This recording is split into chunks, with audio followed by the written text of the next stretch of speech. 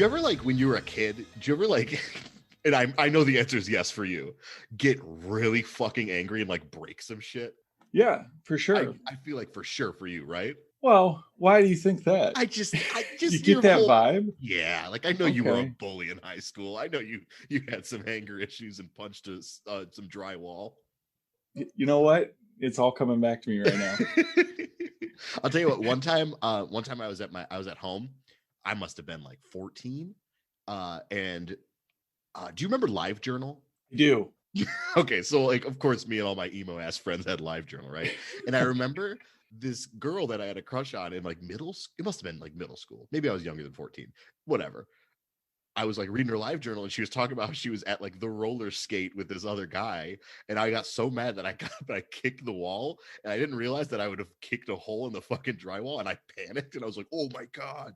And my mom got really mad at me, but I ended up telling her I was just practicing my moshing and I accidentally kicked the wall. Oh, blamed it on the accident. Yeah, I blamed it on moshing in the living room.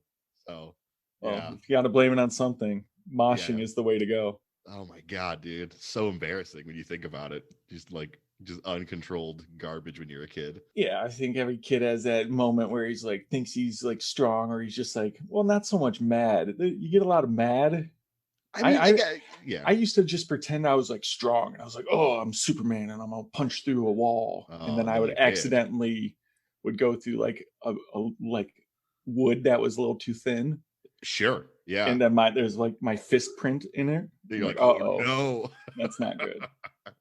So you never had like uncontrollable rage outbursts. No, I think I was pretty in control. Okay. Well, I guess I'm proud of you. I don't know. I thought that you would have been the angry one. It You sounds know, like I was the one with the problems. yeah, I think the anger came later in life. Let's go 18 and up. Well, sure. Yeah. Yikes. Anyways, welcome to Film School Dropouts, a movie podcast in which each season we cover a director's full filmography. This season, we're talking Paul Thomas Anderson, and today's episode is on his 2002 film, Punch Drunk Love. My name is James, and I'm here with a boiling cauldron of repressed rage. I guess just me in this case. This applies to you in this I was case. trying to tee it up for you to be the boiling cauldron of repressed rage, but it was No, me. it's a plot twist. I'm Oh, pretty calm, cool, and collected. anyways, it's Brent. How you doing, bud?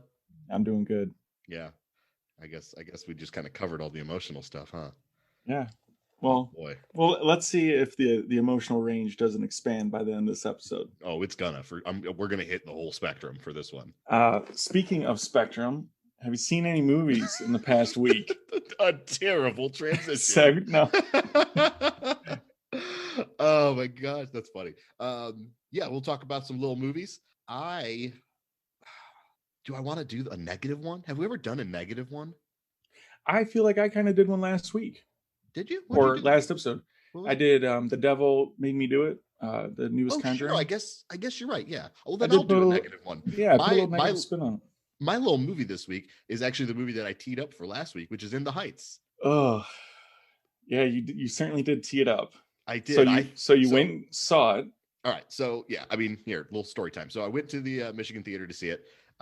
We saw it in the big auditorium, my girlfriend and I, and she went in ready to hate it. She's like, this thing looks fucking corny. And I was like, oh no, I'm excited. Like a big fun musical, like blockbuster. Like I'm going to be into this movie. I went in deciding like, I think I was definitely in your camp too, as well with that one. You should stay in that camp. Like if you go see it, like I'm gonna stay in the camp. Yeah. Good. Okay. Good.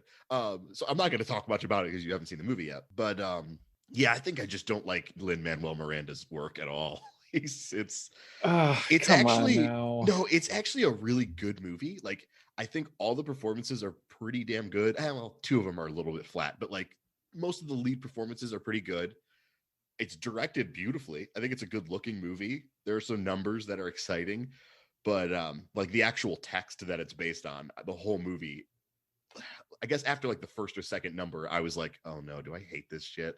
Oh God. And then like almost near the end of the movie, I like leaned to my girlfriend. I'm like, this movie fucking sucks. And she was like, oh, thank God you think that, because she hated it too. But yeah, I mean, I'm sure people will like it. Like it's not. Now you said you didn't see Hamilton.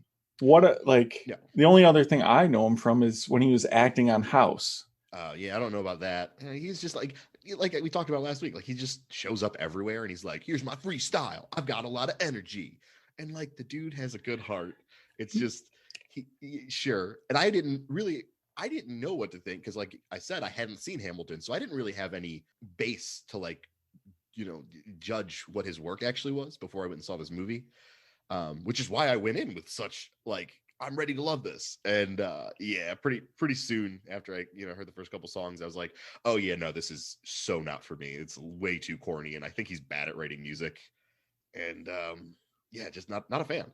Okay. But hey, I will say, if nothing else, like John Chu delivered. It's a really well directed movie, and the performances were all pretty good. I mean, I'm still excited to see it. You should be. Yes, absolutely. You might love it. Isn't it? It's a happy movie. I need happy right now. Yeah, it's a pretty upbeat movie. I mean, there you go. I think everyone could use a little happy, and it's a musical. It should be fun. I don't know. But you are not a fan. You see, I love musicals, and I actually like things that are corny, but like the way that he's corny, I was like, oh fuck, Jesus! Like he writes specifically for like 13-year-olds. Like that is like the level of intellect that goes into his, at least into this project. I was like, there's my God, let me get like a fan or something out here. You're coming out here with burning takes, just hot. Start the episode just torching Lin-Manuel. Yeah, I was gonna talk about a different movie, but whatever. Like I just felt like I haven't ever done a negative one. So sorry, Lynn. You seem like a really nice guy. I just don't like your art at all. Okay, shots fired, Lynn. If you're hearing this, you want to come on the podcast and freestyle defend yourself? Feel free. He totally would. I'll mute you so I don't have to hear it. But like, come on. Oh my God. Okay, okay. All right, we got it. That's enough. That is painful. I want to talk about a little movie that came out in 1996 because I just can't escape those 90s. Black hole for you, man. I wish I was still in the 90s. No, I'm just this movie it's by a director we're probably not going to cover. Cool. Stephen Hopkins. Sounds familiar, but maybe not. Okay, well, see, I think you've seen Lost in Space. Oh, I sure have. Yeah, he directed that. The one with Matt LeBlanc came out in 98. Also, he directed Predator 2. But the one I want to talk about came out in 1996. It's called The Ghost and the Darkness. Okay. Off to a good start. Okay. Yeah. Off to a good start. Guess who it stars? Oh, the 90s? I don't know. Who? Just like what's been the trend? Ironically enough. Wahlberg? No.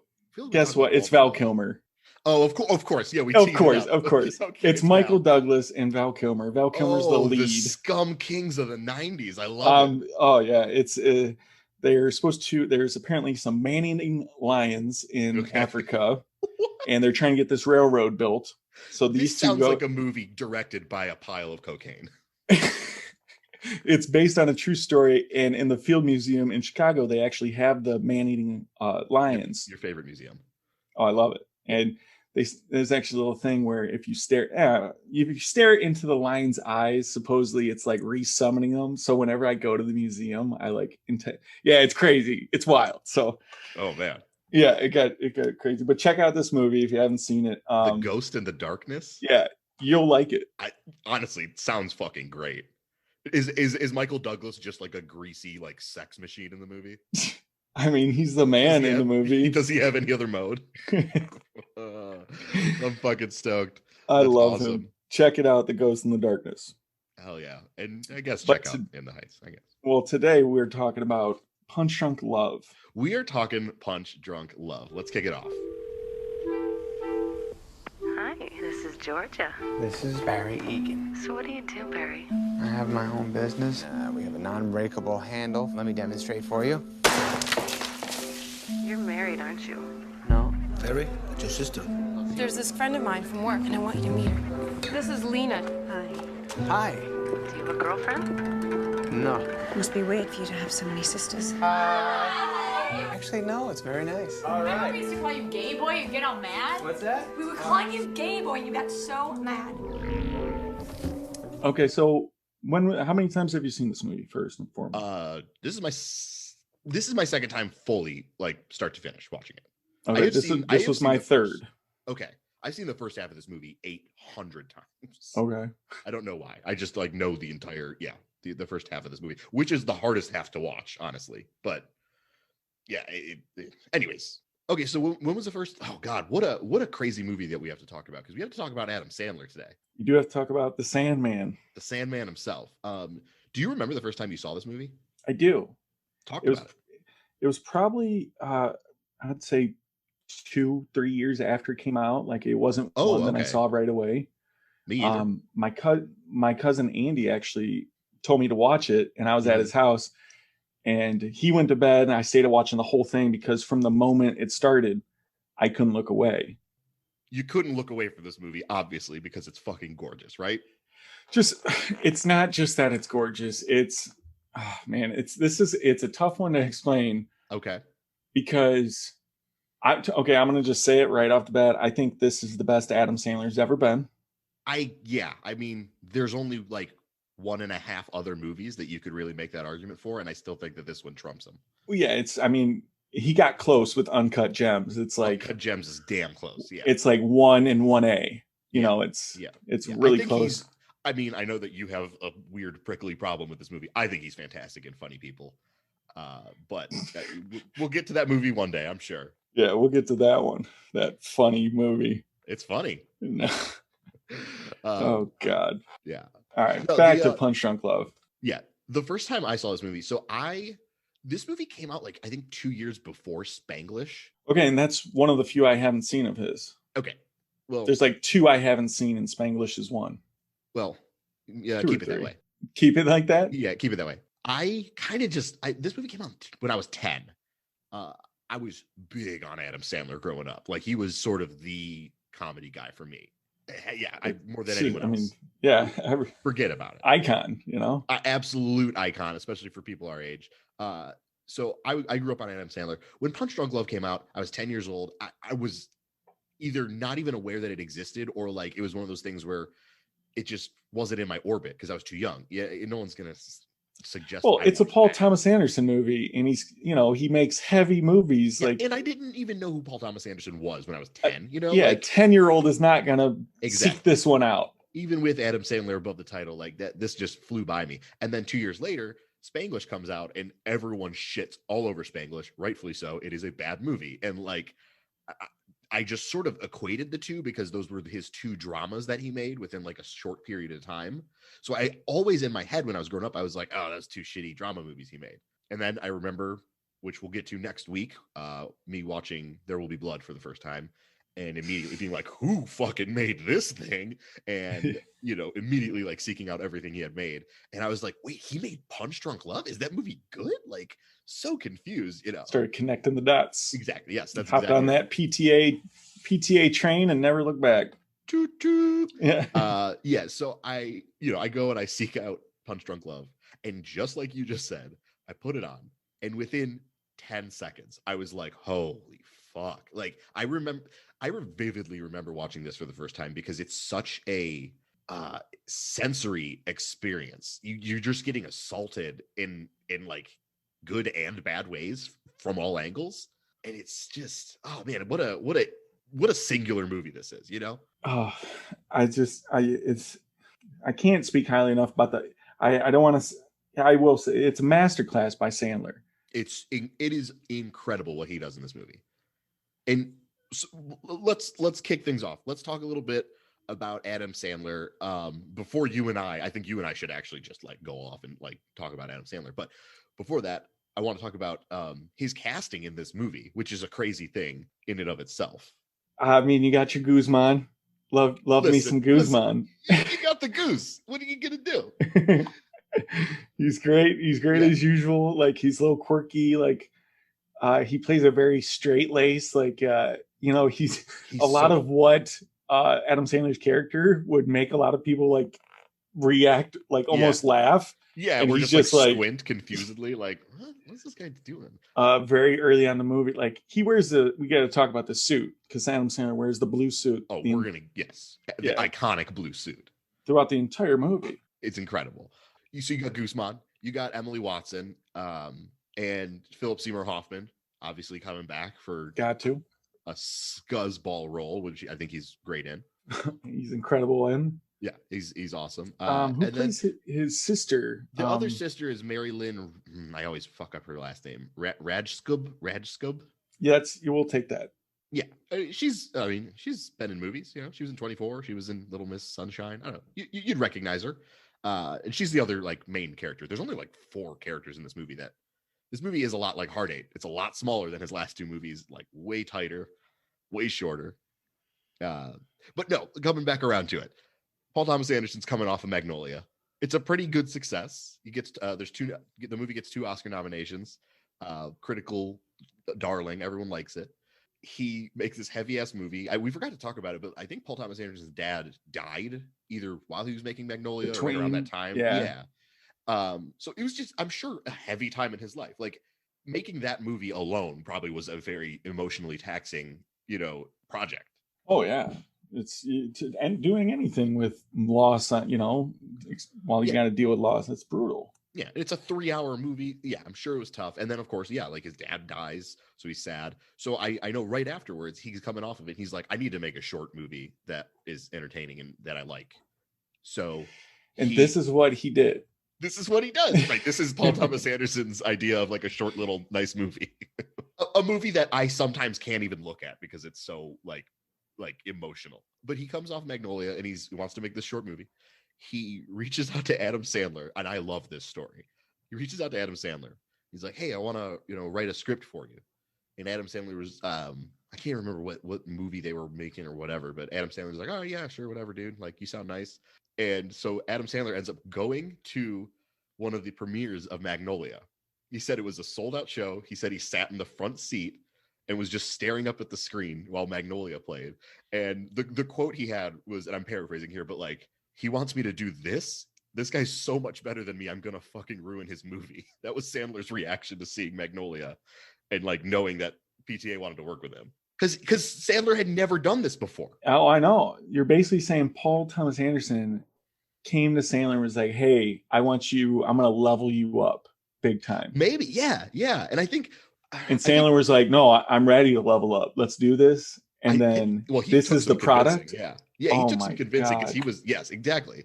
But he took some convincing because he was nervous. Like Sandler never done anything close to this. And of course he's seeing Magnolia like, that's what this guy wants me to do. It's intimidating. It's a heavy movie. Yeah. It's intimidating. But I kind of miss Quiz Kid Donnie Smith a little bit. God, I just miss him so much. I hope he's okay. Hope he got his braces. So that's sort of the genesis of this movie. This is a fairy tale. Like this, to me, it comes off as beautiful. It's such a beautiful. I wrote down in my notes fairy tale. Yeah, I didn't get that read, but that like you saying it, like it does have. Well, I mean, you said fairy tale. You know the word I wrote down? Fantasia. This movie reminds me of Fantasia. Okay. Just sure. There's emotion and color bursting out of this movie in a way that like an old Disney like can't. No, I guess fairy tale would do the same thing. It's an experience watching this thing. I can't even the soundtrack. It's just kind of like a magical like. Don't think I didn't. Listen, Brent, I came to play. I've got notes on the soundtrack. Excellent. Because it did. Oh man, it took. It's such a beautiful, like some of the shots he got, especially like the big kiss and the. Damn it! Damn it, that kiss is good. Like, oh my god, that shot. Let's work our way up to it. It's a short movie. We can burn right through it. It'll be great. Well, we got it before we can get into that. My first note is you meet right away. We talked about how in his last couple movies, he's kind of ahead of the curve of like calling out or like painting social issues. Okay. Like a little bit, he hits on heavy topics. We know this. Sure. It's no secret. Yeah. There's a lot of I don't want to say the verbal abuse that he receives from his family. The toxicity is. Yep. And at least nowadays, I feel like we have kind of woken to that, and like it's just it's more acceptable to talk about that and to openly criticize that in today's climate. But the abuse that he suffers at the hands of his sisters is hard to watch. It's his whole family may be the biggest villains that I've seen in any of his movies to date. And here's the case for that, which at last in Magnolia, the biggest that I had seen was the dad and Felicity Huffman's character. Jimmy Gator. Yeah. You're talking about Stanley's dad. And Stanley's dad was by far the biggest villain, and then a real close second was Felicity Huffman's character. Adam Sandler's family in this movie is far more evil than both of those. Here's why. Stanley, like Donnie's parent, or Stanley's dad, will probably eventually be gone, and that'll be it. It'll kind of wind up like an adult Donnie Smith, where he's just kind of lost in life. Adam Sandler's family here doesn't let him go. He's prisoner. He is prisoner to his family to the point where within the first, I'd say 30 minutes of the movie, he is basically being assaulted by his sisters. Yes. To where he can't focus on anything else, barely. Like he finds when he stumbles onto that promotional, because we have to talk, that's a big thing in this whole movie is the promotion. Based on a true story. Yeah. Is it really? It's Paul Thomas Anderson read about a guy who did this. He's like, well, I'm putting that in my movie. Of course he did. The pudding promotion. Let's frogs. Can we start all the way at the beginning of the movie? They got the piano, taxi cab, and the piano. Before that, the movie opens on this stunning, beautiful shot of these blue walls into a corner, and you see Adam Sandler in his blue suit, almost like he's painted into the corner of this frame on the phone, asking about the pudding promotion. It's the very first frame, like it, and it's not even with color. It's so bright. Listen, folks, I'm colorblind. Okay, these things are kind of muted to me sometimes when I see a movie. It's not that I can't see the colors, but sometimes I'm not really picking up on the thematic use of colors. The way that Paul Thomas Anderson deploys color in this movie, like I said, it's like Fantasia. It just jumps out of the screen at you. It's so vibrant. Anyways, go ahead. No, I agree 100%. Like the very first shot, you're just, it's such an odd, because it's so sudden. It's black, boom, you're here. It is. There's no fade in. No, there's no opening credits, and it's not like this long drawn out sound, it's just boom, here you are. And from that moment on, you're just watching this man's life. So he's on the phone talking about this pudding promotion that he's found a loophole in. And he automatically, coming off of years of Adam Sandler as the goofball comedy guy, you are automatically like, whoa, this is different. He's like really neurotic and nervous on the phone. He's very quiet. Like he's apologetic when he doesn't need to be. Like he's already showing you how damaged Barry is within a minute. Yes, I'm still on hold. And what was this? I'm looking at your advertisement for the airline promotion and giveaway. This is our frequent flyer plan. Yeah, it's hard to understand because it says in addition to, but I can't exactly understand in addition to what, because there's actually nothing to add it to. I think that's a typo then. Okay, so just to clarify, I'm sorry. 10 purchases of any of your Healthy Choice products equals 500 miles, and with the coupon, the same purchases would value 1,000 miles? That's it. Well, do you realize that the monetary value of this promotion and the prize is potentially worth more than the purchases? I don't know.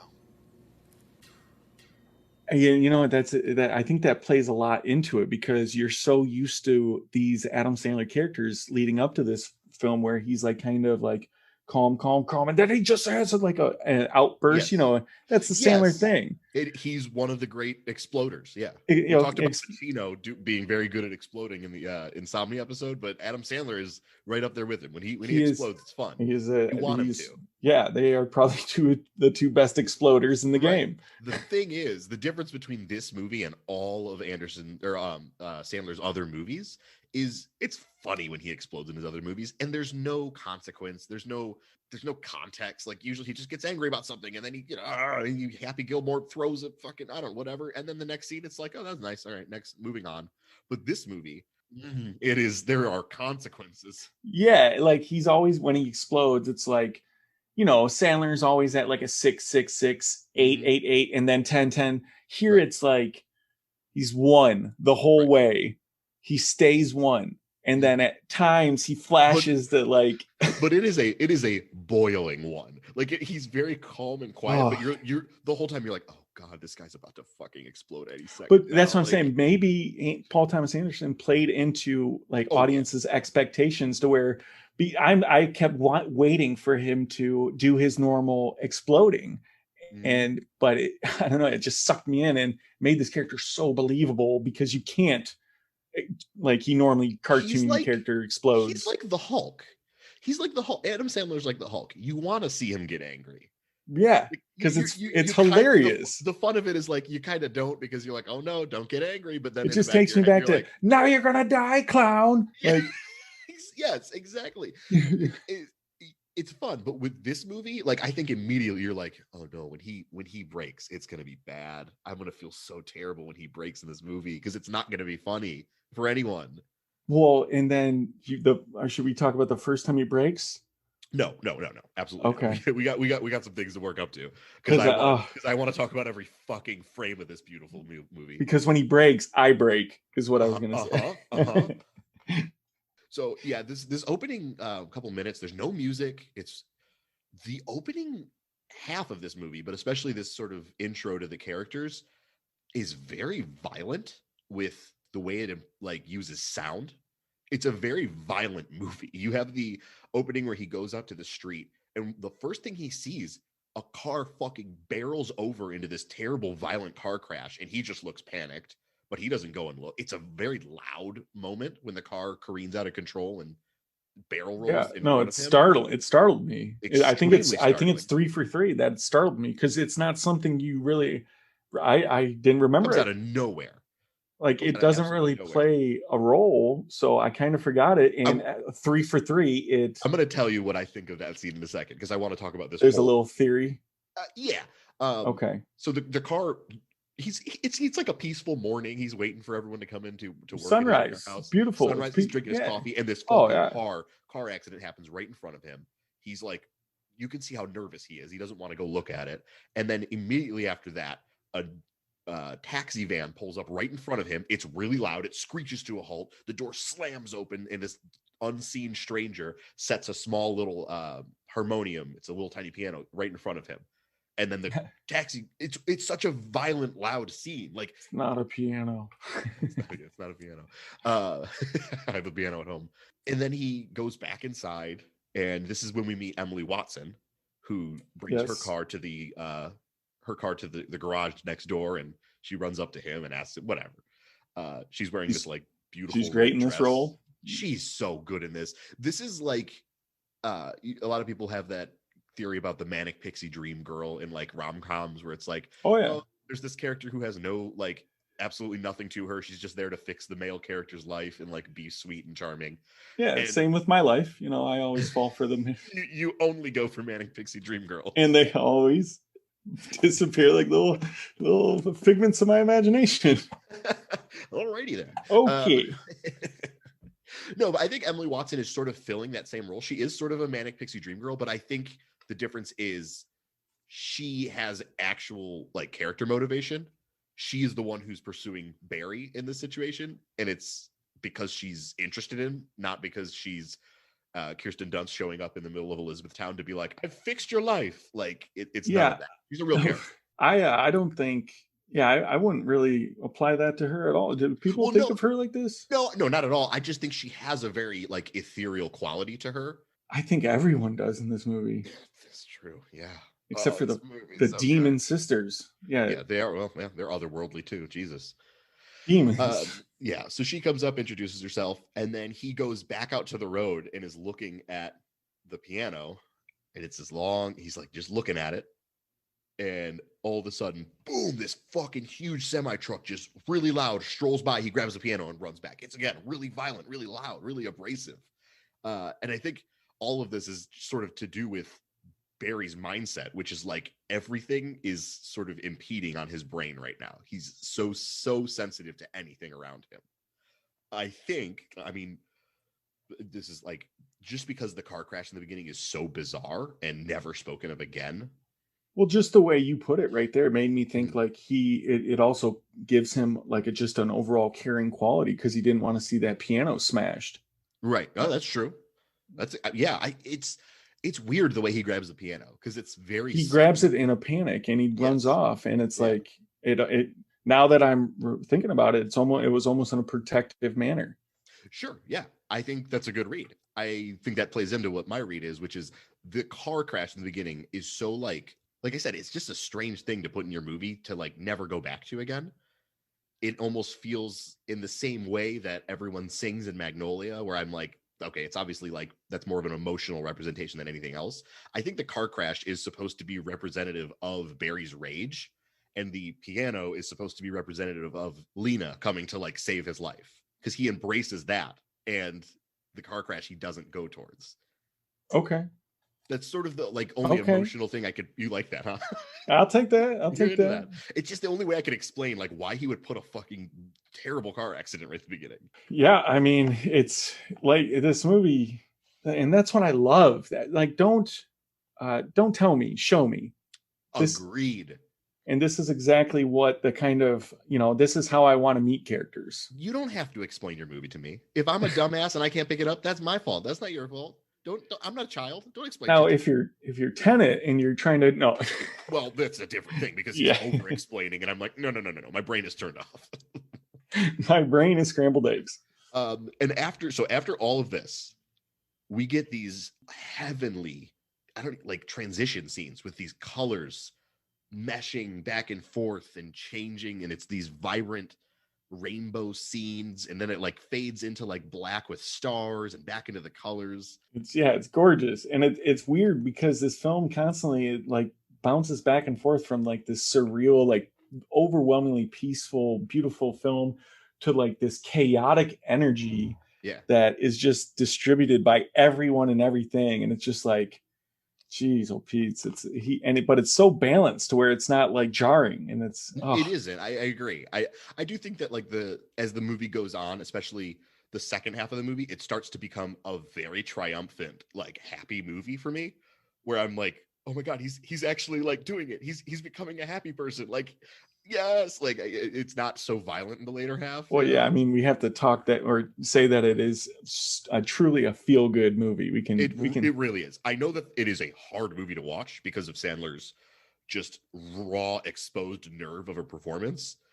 But I mean, listen, the end of the movie is fucking charming as hell, and I love it. So after these beautiful, I wanted to talk about the colors, the weird transition scenes. You know what I'm talking about? Yeah, they're almost like little different paint shades. Yeah, it looks like the end of 2001. It's just like color and like. I made that same comparison. I was gonna, because instead of, but it's for 30 seconds and not 12 minutes. You're right. It should have been longer. I agree. I thought it was the perfect amount of time. I was so happy because first, that's another one of the things where I didn't really remember, and I was like, "Oh God, do I not?" Because if it went on, me, if it went on too long, I was going to get mad. But it went on the perfect amount of time for me. This movie could be the exact same length, but be 2 hours long because of how long the title sequences were, or the color sequences were. I would have been way happier. Anyways, I wanted to talk about this. I was doing some research. I don't really get to do a lot of research because I work fucking 50 hours a week. So sometimes I'm just talking out of my ass. I did do a little bit of research. The artist who actually made all those like digital colors, his name was Jeremy Blake. Okay. He was like hired by Paul Thomas Anderson to do these scenes. Strictly for this? Yes. Well, I think he had like an exhibit that Paul Thomas Anderson saw. So he was like, yeah, I want you to use that in my movie. Incredibly tragic story, this Jeremy Blake. Oh, no. Oh, my. It was so... I was reading it. I was like, this is real? Yeah, like buckle up. As if this weren't an emotionally charged episode already. He found his girlfriend dead by suicide in like his house in 2007. I think it was 2007. It was a couple years after this. And then 7 days later, a woman reported to the police she saw a man walking into the ocean, and then they only found his clothes. Oh, okay. So fucking sad. They end up finding like a suicide note in his pocket, and he mentions that they were being like stalked by Scientologists. Oh no. Like what was going on in this fucking guy's life? I don't like you could make a movie about it. It seemed so intense. I was like, how tragic. Anyways, rest in peace, Jeremy Blake. Your work on this movie R.I.P. is transformative. It's an incredible work of art. Yeah, his legacy will be long lasting thanks to this film. Yeah, for sure. Yeah, I just felt like I needed to bring that up. And thanks to Scientology. Yeah, thanks a lot, you fucking Tom Cruise motherfucker. That's it. I do love it. And you're putting money in Tom Cruise's pocket, and Tom is putting it right in their pocket. And I know it's a complicated. And they're taking out poor Jeremy Blake. Yeah. Anyways, the next big scene you got to talk about is Barry trying to sell plungers while all of his sisters call. Oh, how frustrating! This is so frustrating watching all this. It's infuriating. You just want to scream at them. They're so mean to him. And he's taken it his entire life. Yes. So that's why he doesn't know how to handle. Like he just takes it. Exactly. He's so worn down.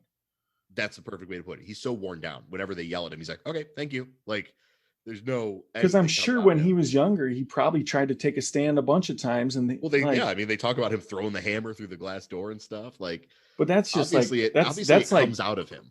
Well, that's not even like. I don't even think that's fighting back. That's just like last ditch. Like I don't know. I have to do something. Right. They're basically this like energy killing has to come him. Out of me. Yeah. They're killing him, and he's just trying to have some sort of outlet to get them off him. Yeah. And it ended up him being the one that's viewed as the crazy one in the family to make them back off a little bit. I bet that's the route he took. Like in this, but still to this day, we meet him, and it's just he's getting bombarded. I will say one of the sisters calls. And I do laugh so fucking hard at what she says because he says, "I can't chat right now." And she's like, "What do you fucking chat? You can go back to chatting with your precious customers, you fucking phony." Like she's very mean, but the way that she makes fun of him for using the word chat. If I can pinpoint the biggest villain that he's portrayed, it's her. You think so? She's she's number one, man. Who calls? I would stop answering the phone. I'm surprised he still answers the phone, honestly. I mean, he's a victim. He's a victim, the poor guy. Oh my God, he's like to the point where his coworker, your sister on the phone every 2 seconds. As soon as he gets a little swag, a salesman, you got to get in your groove, and he can't even do that. The plunger. Right. I'm sure. Like, well, that was embarrassing. He saves it though. He saves it. He says that was one of the old ones. Yeah. I do think this movie's kind of funny. There's a lot of laugh lines for me, or just gag scenes. There are a lot of Buster Keaton-esque slapsticky moments in this movie that I absolutely adore, and they don't feel out of place at all. No, nothing feels out of place in this. No, it's so good. But the fact that he was able to save when he broke the plunger was like, oh, that was one of the old ones. Here's one of the new ones. He kept going seamlessly. Yeah. That right there told me that. Unlike the last couple movies, where I'm dealing with a smarter character, just to be able to think of that on the fly. Sure. He's we can say he's a victim all day long, but he's also on the smarter side. And I just wish but we see it anyway. We'll get there. Yeah. But they're interrupting him. They keep calling him about this party that's happening later tonight. Is it one of the sisters that having a birthday or something? Some sort of party. I don't think it's specified. He has 7 sisters, and they are all evil. Yes. The least evil one is the one who actually comes to visit him from time to time, and even she is like, I don't know. You can make a case she does a lot of says a lot of nasty stuff. Yeah, absolutely. She's not good, but she's the least. At least when he walks in through the door of the party, she's not abusing him immediately. That's true, but you can also make a case of aggressive. You can also make a case that she is always she comes over and is always with him the most, drilling him down. She's almost the most invasive. You could make a case. Point. So she shows up. Actually, she does have a really sweet moment. There is one moment where she was nicer to him later on, but it doesn't make up for the 12 things other that she does. No, how old is he in this movie? You think 30 for the 30 plus years of abuse this poor guy's suffered. Yeah, you don't know anything about their parents. Clearly, these women just. Yeah, poor guy. It's that's because there were no parents. The sisters were born from hell. Yeah, absolutely. they're inviting him to this party. His one sister actually shows up and is like, "Hey, I'm gonna invite my friend. I think you guys would be a good match." And he's like, "Don't do that." And you can tell immediately he has such anxiety. He has such a caustic and troubled relationship with intimacy and with women, obviously because of his horrible siblings. Oh, sure. So the bare mention of like, "Hey, I might set you up on a date," he's immediately like, "Oh no!" Like he's just so wormy and like scared about it. It's terrified. You see him almost like shrink up, like, "No, don't do that." Like shrivels up almost, and it's gut wrenching to watch because you just feel for him. Yeah, or feel for him right off the bat. So now we got to talk about the party, which is the first like set piece of the movie, and it has like a really intense 1-2 punch of like, "Oh God, Barry." So he shows up at this party, and before he even opens the door, his sisters are talking shit about him. Barry used to get all mad. Oh my God. Ron used to call him Gay Boy all the time. Gay Boy. Remember the sliding glass door? The hammer. Sliding glass door. Remember we came home from the hospital and he locked himself in the bathroom with the hammer. Everything's done. Hey, there we were just talking about you. Remember we used to call you Gay Boy? You'd get all mad? What's that? We used to call you Gay Boy. Remember, you'd be fine, and then we'd call you Gay Boy. You'd just freak out. We were calling you gay, and you got so mad you threw the hammer through the sliding glass door. You remember? I don't remember that. Yes, you do. We were calling you Gay Boy, and you got so mad. Are you gay now? I don't know. I don't know. He does a pump fake, not once, not twice, or no, he pump fakes twice, and then finally comes in the house because every time he opens the door, he's not even in the room and they're tearing him apart. Yeah. I give him crazy props for continuing going in. This poor fucking guy. So he comes in and in a normal movie, you would think all of the characters would realize the person that they are talking shit about is in the room, so they would stop. No. She's like, "Oh, hey, remember when we used to call you Gay Boy?" Like immediately just brings him into the abuse. There's no cover up. There's no shame for how mean they are. Oh my God. It's the most abusive. It's so tough to watch this scene because they are so relentless. And then like, it's not only that they keep calling him Gay Boy, but they keep bringing up this story when he's a kid and he has a complete meltdown and he throws a hammer? Yeah. Yeah. He just throws it. He breaks some stuff probably because as a result of their abuse. Like, let's be honest, they probably were pushing him to the edge. You think? And they just throughout the whole course of the party, they're just keep bringing it up, and just like it's almost like, oh my God, it's just obviously it's not like they weren't stabbing him or shooting him, but it felt like it. Yeah, to the point where he finally, like, he just breaks again. He has another meltdown like he did when he was a kid. Yeah, it all leads up to him breaking the fucking doors, this is the image that is seared into my brain when I think of this movie, is him shattering the 3 sliding glass doors. Because it is so sudden. And you're like, oh no, poor guy. Like, oh no, you want to hug him. That is the definition of a man snapping right there. Yeah. And then I like that it's like 3 panels of glass door. And on the right one, you can see a picture of him on the wall wearing the blue suit. Oh, really? Yeah.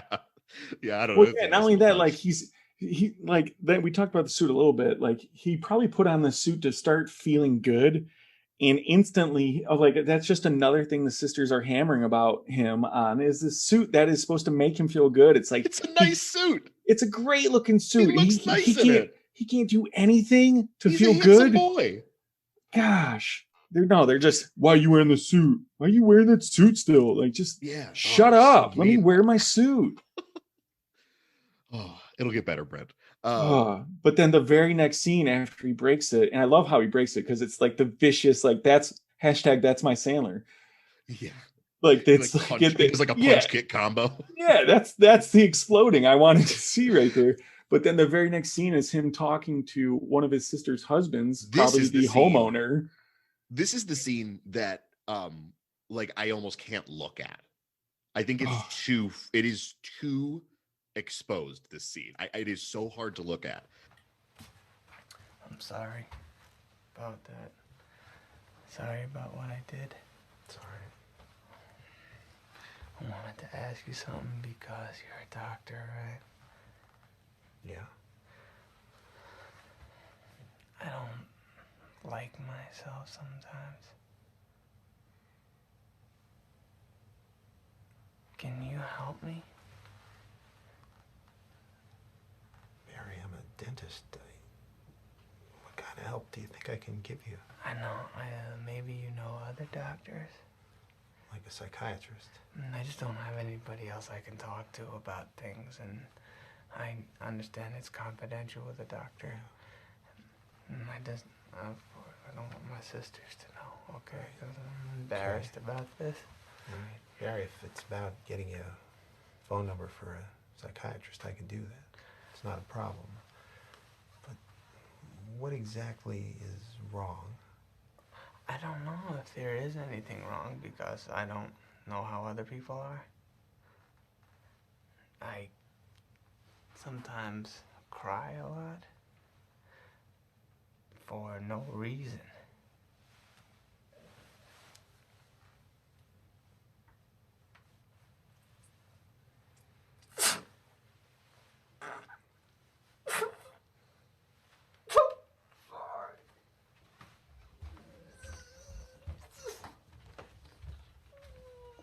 Oh my God, it's gut wrenching. It is so I sent you a so screenshot. gut wrenching. I sent you a screenshot of this, like when I was watching. I'm like, I can't even fucking handle this movie. Like, I love this movie like to death, but there are a few scenes in this movie where I'm just like, I think I need a break. Like, it's only 90 we can jump to long. basically the result of the scene is like, obviously if you're the brother-in-law, you're in a tough spot too, because this guy just broke your freaking like, right. I'm and sure like, he's oh no, what do I do? Yeah, but at the same time, this guy, I don't know, he's definitely, you can tell he has some heart, but then he goes and tells his wife or his sister, probably because, let's be honest, he's probably being abused too by her. And the sister, calls him out on the therapy. Yeah, let's get to that. So we cut to like the next day and he's at work again. And I love this joke, this unspoken joke. I think it's so funny. The movie starts with Luis Guzman walking up to Adam Sandler being like, why are you wearing that suit? And he's like, I don't know. I thought it'd be nice to wear a suit to work. I don't know why. And then the next time you see Luis Guzman, he's wearing the suit. I love it. They don't say anything about it, but like, it's just nice to think that Guzman was like, yeah, I'll wear a suit too. It just, and that's another thing. It gave him kind of like an admirable quality to where people look up, or like at least his employees. Is it his company? It seems like it's his company, because he says later, his business. He also in this scene starts to fix the harmonium. Is that what it's called? A harmonium? I don't know. I think it's a harmonium. It's a small like organ. But I was told it was not a piano. It's not a piano. I didn't call it a piano, Brent. Lance would have your ass. Yeah, he'd be coming for me. I got one at home. I like this a lot because he starts to fix this organ, and to me, it's just him trying to fix his life. It's him trying to like start to set things right for himself, and it completely coincides with Lena entering his life. And I love the correlation between the two of them. And it's like a red organ, right? Is it red? Multicolored. Okay. It's everything's colorful in this sucker. But yeah, probably movie. The dominant color I'd say was red, but yeah, it's multicolor. Yeah, which red is the same color that Lena wears throughout the movie. I don't think we talked enough about how much I love that Guzman came in a suit. You love it. It's great. I love that. It's so absolutely nice. What a nice employee he is. Like, but then I think it's the next time the next day he's back out of the suit. Yeah, like, it was a one day. It was a one day thing. He was like, I'll try it out. Not for him. That's fine. Maybe he only has one suit. He's got to get clean. Well, Barry, does he have many blue suits? No, he wears that same one every day. Well, it's great. It's like a superhero costume. So this next scene, the sister brings Lena into his work to ask him to go out to get food with them. Yes. Because she's trying to set them up on a date. And Barry's like, sorry, I can't, whatever. It's a really fraught scene. This is the other scene where it's like really violent, because as she is coming in, as his sister is coming into the scene, he like sees them coming. He runs into the office to like have a nice stance, to like be like proper looking when they come in.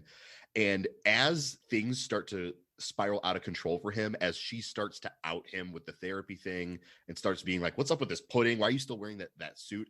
Barry's world is literally starting to like crumble around him. That fork, like he falls over that one pallet, and then that forklift driver like slams into the wall, and he like is sort of like trying to shrug it off like he does everything else in his life.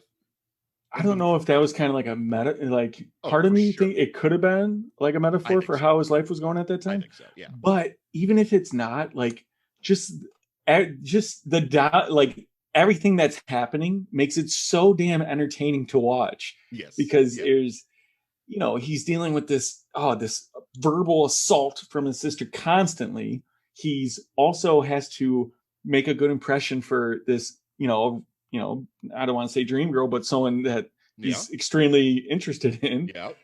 And at the same time, in the background, like his company is just, it's hectic. It's apart. And that's the chaotic energy that I was talking about. Yeah.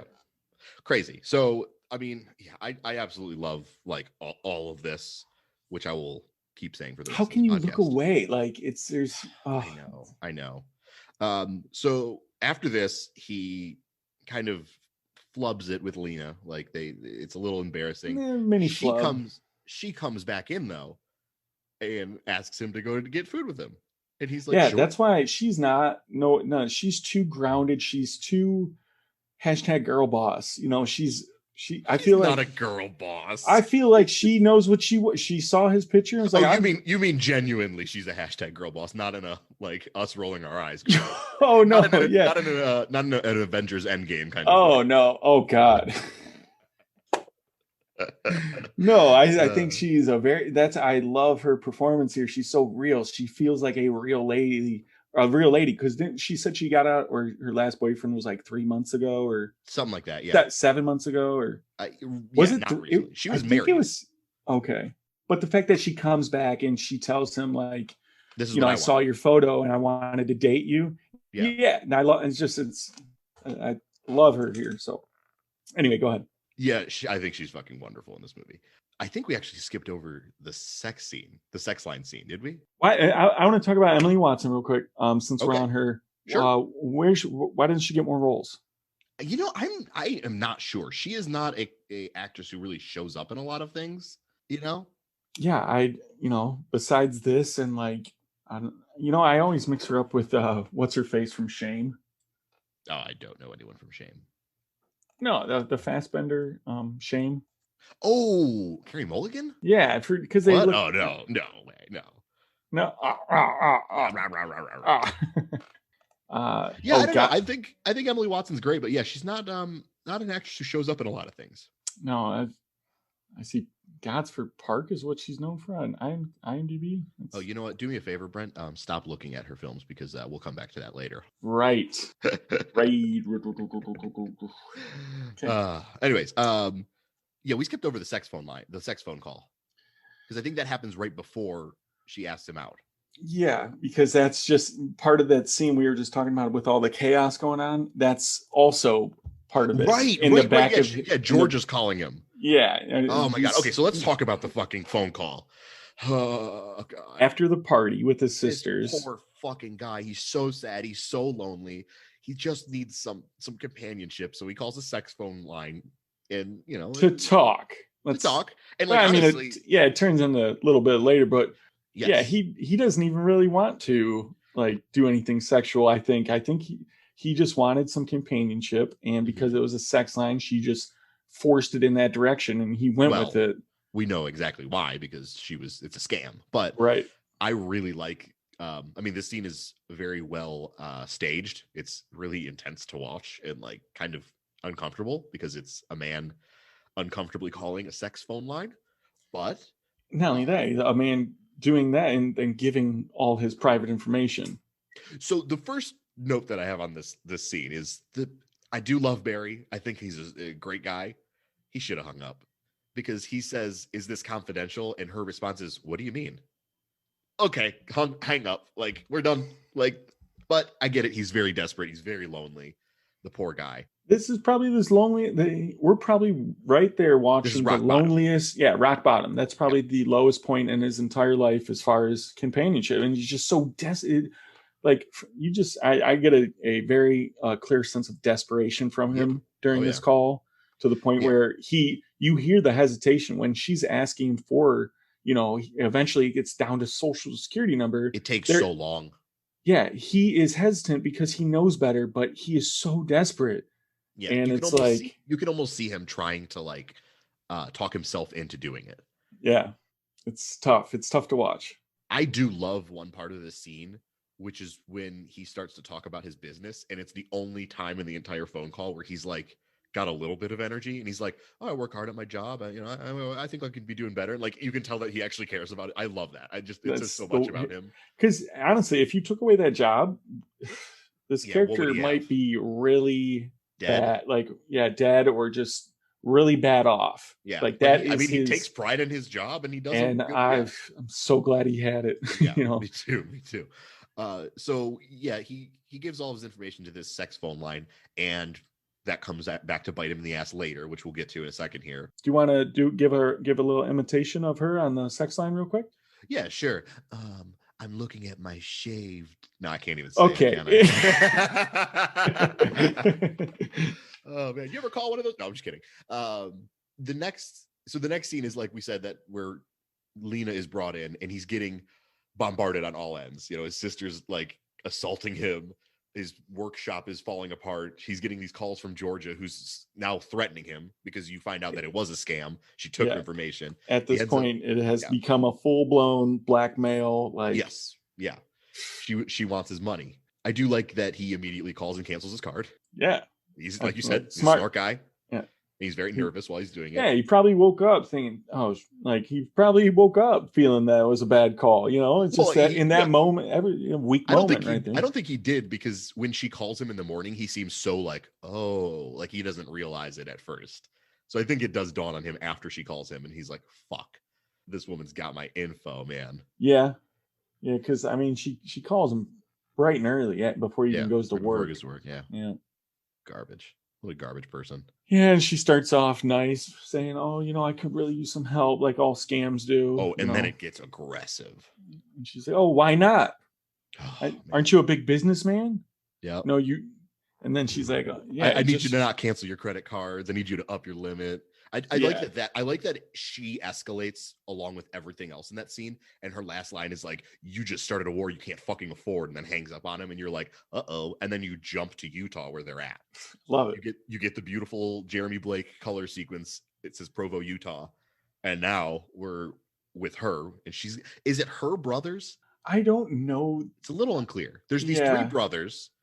She works at a mattress store that Philip Seymour Hoffman runs. Yeah, he's the mattress king. Yeah, here he is. It's Philip Seymour Hoffman again, folks. We love him. We're great. Just gonna give him to you. Like, we're gonna ramp up the slime. We're gonna let Philip Seymour Hoffman just. What is he doing? Philip Seymour Hoffman is playing his character from Hard 8, but like after an economic disaster. Like, he's such a scuzzball in this. He's so good in this. He's incredible. Yep. Yeah, I think the evolution of him in these Paul Thomas Anderson movies is really fun to track, because in Hard 8 he has no name, and he's just sort of this live wire sort of scummy guy, but like that's all you get from him. The second movie, he is just a like fragile bottle of emotions and like vulnerability. The third movie, he plays this like stalwart hero of a nurse, and then in this movie he is a super villain. So range much? Yeah, you think? Yeah, and we've got one more Philip Seymour Hoffman movie to get to in this series. One of the greatest performances of all time. He plays. He like actually owns a mattress store, but then he has his sister or wife or whoever run a scam through like the sex phone line thing to get more money. It's a little confusing how it all. Do you understand it? It's just it's one of those, like, because he runs it in the front of he has a front business.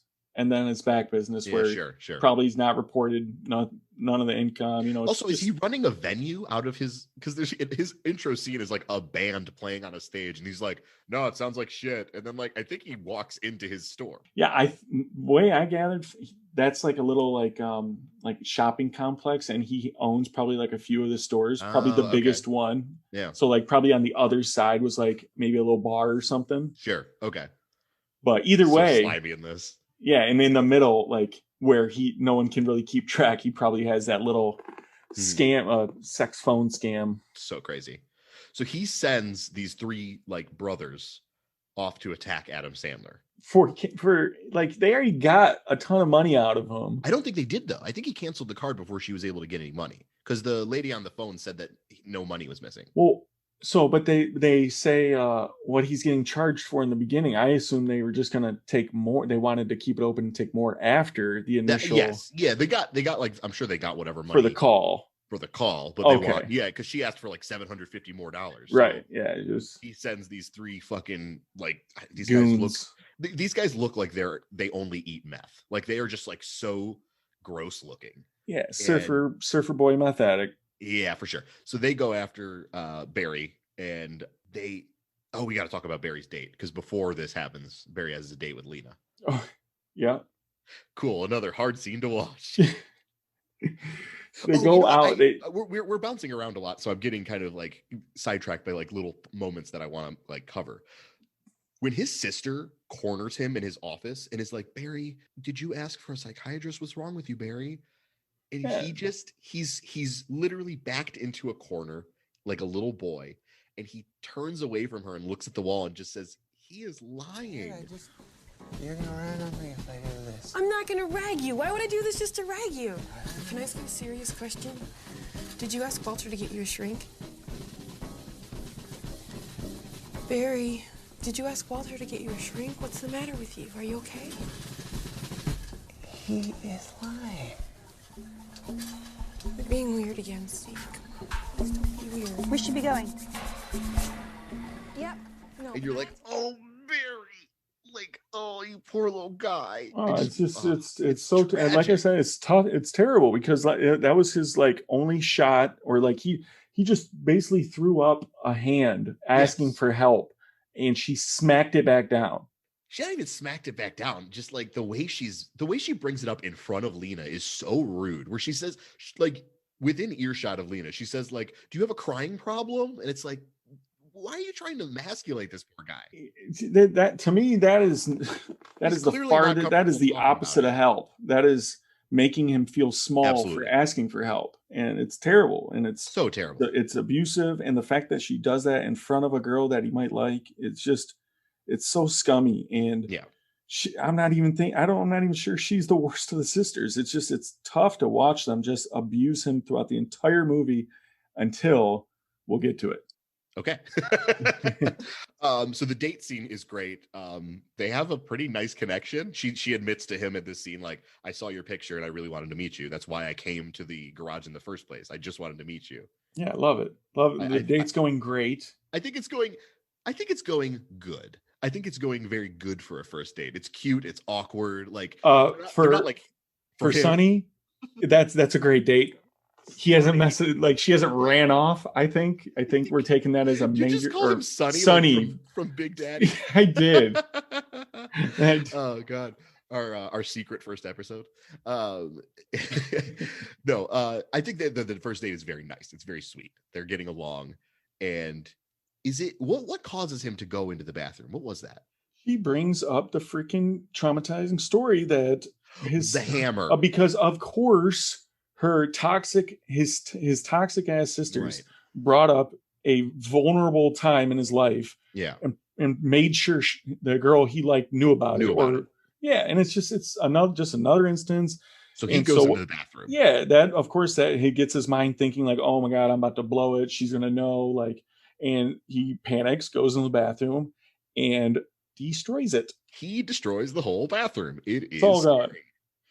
It's all gone. Scary. He breaks the door down. He tries to he breaks everything in this bathroom. Yeah, it's savage. And in the process, he cuts his hand. Yep. And he gets pulled aside by like the security guard of the place. tries to bring himself together. He goes back to the table, and the waiter comes over, or not, well, just the owner, manager, whatever, comes over. You know what? I thought he was like a security guard because he had like a little earpiece, and it looked like he looked kind of buff. I thought he was a security guard. He looked like a bouncer. Okay, yeah, we can go with bouncer. Sure, I don't know. Yeah, I just, managers use earpieces too. Yeah, I don't know. Whatever. It's been a while. Yeah, no, this scene's also just devastating because he has to lie. Like the guy calls him out and is like, I don't have any way to prove that you broke this bathroom, but your hand's bleeding. Like, you have to leave. And he just begs. Yeah. I really like, oh, fucking Barry. When he says like, okay, but can I just stay? Can you just not let me leave? Can I just stay? He's like trying so hard to ignore the reality of the situation he's in. It's so sad. And again, though, a good save because he just kind of calmly goes over and like says, I don't want to be here anymore. Yeah. And they leave with minimal damage to his date. Yep. It could have been a lot worse. They talk about how we keep going back to the scene where they meet and all of the warehouse is falling apart. But when she's like, I'm going to Hawaii, and he in the fakest voice ever, he goes, Hawaii. But you start to learn that she's going to Hawaii for some business trip, and this is when the brothers come after him. I love that he tells her during the date before they are forced to leave about his promotional scam. Yes. He's so proud of it. There's only like two things he's proud of in this movie: his business and the idea that he picked up on this promotional scam, and no one else has. Yeah, and he like kind of braggadociously like a frequent flyer miles scam. Yeah, well, it's for every $1.50 spent, you get 500 miles, and with this promotional coupon, they get 1,000 miles. Yeah, and then he found a way where like if you buy like the 4-pack of pudding, they each have their own barcode, so you're getting like 1,000 miles per 25 cents you spend, which is ludicrous. And he says he gives the numbers because of course he ran it down. It's like if you spend $3,000, you'll have 1,000,000 flyer miles, which is miles to last your life. Yeah, it's so crazy. So that's based on a real thing. Love it. I mean, it's a great deal. Yeah. So these scary brothers come and they attack Barry, and I really love the scene because first they get him to take the money out. And he gives them $500 because that's the limit. I love that the big guy comes around the corner and he's about to punch Barry, and Barry's already going, ow, ow, ow, before he gets hit. Yeah, I mean, it's scary to watch because you think he's about to get his teeth just kicked in, I think this whole chase scene is really frightening because they attack him, they knock him down, he immediately gets up and runs, and they're like, oh, fuck, we got to chase him. There's a great, switch shot where he dives head first as if he's diving off a diving board over a ledge, and like he dives below the frame, and then clearly like a stunt double immediately like runs out of the frame. It's so Buster Keaton because like there's no reality in which he can dive head first and then land on his feet and run off the frame like the way he does. I think it's really cartoonish. It's really good. Oh, I didn't pick up on that. I thought it was just it was so seamless to me. It was very seamless, but like the physics of it don't make sense in a way that like I think that this movie is like definitely using that sort of non-reality to its advantage. I think it's really good. And then there's a really good shot of the camera panning against this white wall, and you see Adam Sandler's shadow running, and then as the camera pans, he runs into frame where the shadow was, and it's like he's running and panting and choking. It's a really intense chase scene. Yeah, I mean, he's killing it acting wise with his noises and his just as he's like, it's just this panic, and it's so good because, and you feel for him because he feels that he thinks he's running to, stay out of the hospital at this point. Mm-hmm. Yeah, if not, Yeah, and then he starts running down the street, and they pull up in the truck, and they're like, "Where the fuck do you think you're gonna go? We know where you live." And then they just drive away, which is scary. Like to think like, oh, I can't go home. Like, where did he end up going after that? Like, because what do you do after that? I don't. I know he ends up going home with Emily Watson, and they kiss. It's a nice little kiss at the door because he runs back up to her because she calls him as he's leaving. That's cute. It's the best. It's the best. It's great. I love it. It's just the best when oh my god, because he goes to leave her apartment, and as he's walking out the door, like the lady at the front desk of her apartment is like, "Are you Barry?" and gives him the concierge at the front desk or the hotel is like, stops him, gives him the phone, and it's his date he just left. I feel like and she she's like, thought I it wanted went to well, kiss you. and he just cooks it right back upstairs This he should. This is the other part that's sort of similar to that diving scene I told you about. This scene's so good where he realizes she wants to kiss him and he runs back up into her apartment, and it's like it's this incredible scene of him like running through a labyrinth of apartment hallways trying to find her unit again, because he's going up and downstairs, he's going back and forth through these hallways, and like the camera is just letting him run through hallways. It's so like cartoonish. I love it. It's so good. It's so heightened. What he's feeling in this moment, and then he finds her. Oh my gosh. He finds her and they kiss and I cheer loudly. Oh, you have to. Oh, I just got goosebumps. God. But not even half as much as I cheered the second time they kiss. Right. Oh my God. So yeah, he gets assaulted by these guys and he immediately realizes like, oh my God, I should go to Hawaii. I should run away from all my problems. I should go see the girl who I want to see. She's in Hawaii now. So he cashes in on the pudding thing. He takes Luis Guzman to get more pudding.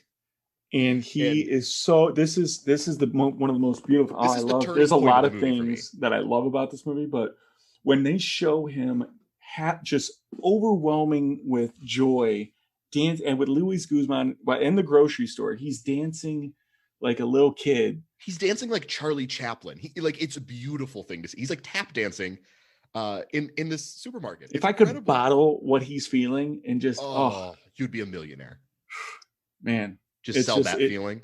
It was impossible for me to watch him dance in the grocery store without smiling. Yes, absolutely. It's one of the few. It's every time. It's a guaranteed smile every single time I see it. It's 3 for 3, and it just makes me feel so happy. I'll tell you what. I watched this movie like 2 days ago, and then I watched the first half of it the next night. I was like, got to go back to that well.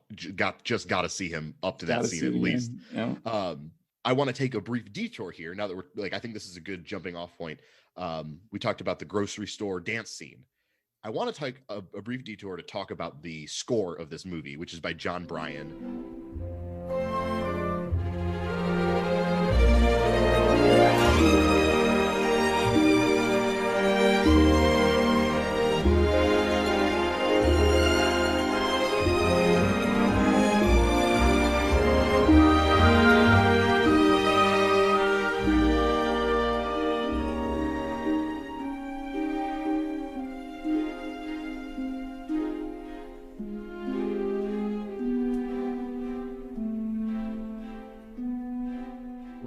Okay.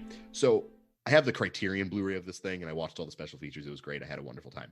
There is a long interview with John Bryan, the composer of this movie, and it's one of my favorite interviews I've ever watched. John Bryan? Yeah, Brion. He's just like this grumpy-looking goth guy. He has like a fedora and long, scraggly hair. The whole interview, he's not making eye contact with the camera. He's like looking down, or if he is looking at the camera, he's like looking up under the brim of his hat. Like he looks like fucking like something out of a Tim Burton movie, kind of. Okay. And he's speaking very well. Like he's a very well, like he could speak very well about his craft. So and he's not like being shy. It's just his demeanor is very dark. It's very strange. Okay. And he goes in detail about their process for the score of this movie, which most scores are kind of written after the movie is assembled. So like they'll shoot the movie for a couple months, go into the editing room, put it in the order they want. Then they'll get a hold of a composer and they have to work with like what the movie is. And he talks about the process of this movie is he was brought in before all of this and he was scoring the movie as they were shooting it. And Paul Thomas Anderson would have like a rhythm in his head while they were doing a tracking shot. And he would like beatbox it to John Bryan, who would then take that home, make an actual like percussive song that he gave to Paul Thomas Anderson so that he could listen to while actually shooting the movie. And then he would take that and like, you know, actually complete it. And all of the beautiful orchestral parts of the score are recorded on like microphones from the 50s because they wanted it to sound like a really classical score. And it really does. I think the score is like, it's beautiful. One of the most telling things that he says in the interview was while they were working on it, especially when he was talking to Paul Thomas Anderson about the grocery store dance scene, he said to Paul Thomas Anderson, you want to make an MGM old school musical where no one bursts into song. And Paul Thomas Anderson was like, yes, that's exactly what I want to do. So that's sort of like the energy that's being brought through the music in this movie. It's almost like, oh my gosh, I love that you told me that. It almost makes like that part is bursting through. Oh yeah. Oh, because when the happiness of this movie kicks in and John Bryan's score just explodes out of the movie, like with these beautiful strings, it overwhelms. It really does. And like the cinematography on this movie by Robert Elswit, his go-to cinematographer for every movie, is beautiful. Stunning. We didn't talk about it, but the first time Barry meets Lena, I got goosebumps watching it. You have Barry in this beautiful blue suit, and Lena is standing right next to him, dropping off the keys to her car, and she's wearing this bright red dress. And there's a lens flare in between them that's literally a rainbow pointing from one of them to the other. It is like I'm getting goosebumps right now. I'm getting worked up. Yeah, it's gorgeous. Every corner of the craft of this movie, I'm just like, look at this. It's amazing. So anyways, to wrap up the John Bryan interview that I watched, which is great. At the end of this interview, John Bryan talks about their process when he had his own office working on the score. Paul Thomas Anderson was in the office right next to him working on maybe the editing or the writing. And then Jeremy Blake had a nearby office and he was working on the beautiful blue, red, yellow transitions and stuff like that. And they were all near each other, working with each other because everything was integrated together instead of like one by one. Seamless. He tells the story about all of them watching like one of the dailies, or maybe they were just watching the movie as it was being edited. Guy who'd worked on tons of films was in visiting, and Paul played a big chunk. That guy stopped for a second and said, yeah, but, is there a problem here with the narrative? Almost seems like some of this doesn't add up or something. And I kid you not, because I sat next to him, and without the slightest bit of guile, he turned around and said, I know, isn't it great? If anyone else in town starts fucking doing that, maybe we'll have some movies to watch. No one ever asked before. And then the interview ends. And I was like, Brian, you grump. I love you. It's amazing. I gotta watch this interview now. That is what a fucking champ. Anyways, I was just overjoyed by like his like impassioned. Yeah, that's sweet. Yeah, you tell a guy he's probably a legend. Oh man, what a fucking score this is. Okay, so moving on, he can't get the promotion. It'll take 6 to 8 weeks, right, for that pudding to go through. Yeah, and there's a couple times you get a couple scenes in this movie where he's talking to the actual company running the promotion, right? And it's funny every time because he's just like, the first time he's like kind of excited because he's hearing about it. He's like, oh, I can actually do this, and yeah, he even asks the guy, "Is this?" Or he like calls him out. He like says, yeah, he's like, "Do you realize the monetary value of this?" Like, yeah, he's like, I don't know. I just work here. Like, right, exactly. So, I love that. And then the second time he gets a little madder with him, like, what? Like 6 well, 8 he punches weeks? the wall. Yeah. Okay. I gotta go off. I was gonna bring up a different movie for my little movies segment today. I did want to talk about how I didn't like In the Heights. There was another movie I watched called The Night of the Hunter. It's from 1955. It's fucking great. It's about a psychopathic preacher like chasing these two kids who he knows has like a $10,000 inheritance. The preacher on his knuckles has love and hate tattooed on his knuckles. Cool. It's very cool. There's right after the scene where he punches the wall, you see Barry like crumpled up on the floor. The map is sort of sagging behind him, and you see the cuts on his knuckles spell out the word love. Oh. And I was like, come on, this is incredible. Look at this. Look at this fucking work of I didn't pick up. That's another Easter egg I didn't find. Oh yeah, man. It's beautiful. It jumped out at me because I had just watched Night of the Hunter, and I was like, wait, I just watched a movie where a guy had love tattooed on his knuckles. And look at that. Well, if you look closely at Quiz Kid Donnie Smith's teeth, it spells out hate when he breaks them. No, it just spells out, I'm in so much pain. Please, somebody love me. Oh, God. Oh, poor guy. God, these movies are intense. Okay, so he can't get the promotion. So you know what he does? He says, fuck it, I'll pay for it myself. I'm going to Hawaii. He just goes. It's beautiful. I love it. He goes to Hawaii. He's on the plane. He's kind of nervous. He's like, this is my first time on a plane, but he's cute, you know? You get this super long shot of him walking down the, what's it called? Oh, like the connector that yes. to the airplane. Yep. And really long, yeah. It's but it's supposed to like show like him committing. I feel like this is him going into his next life, like almost leaving his old life behind. It's all, for me, it's all uphill from here. Like, for him. It's so this is the escape. This is the escape that he's wanted for probably however old he is. Oh my God. And we're watching it. It's beautiful. It's so beautiful. Okay. So he gets into Hawaii. Now this is probably my favorite scene in the entire movie is him on the payphone. Oh, for sure. It's a 1-2 punch of this. He's on the payphone. He's trying to get a hold of the hotel that Lena's at. The first time he gets connected, it's like a guy and he's like, oh no, like, is she with another guy? I came all this way. Then he gets reconnected. This is maybe one of the most beautiful, like, artistic flourishes a movie has ever done for me. I know I'm speaking very hyperbolically, but like, this just like sets me back, man. Well, because you just saw, like, this is it. This is the next part of his life. Like, you saw him come here. He committed. And what's the first thing he does? He makes this phone call. And it is a different Barry on this phone.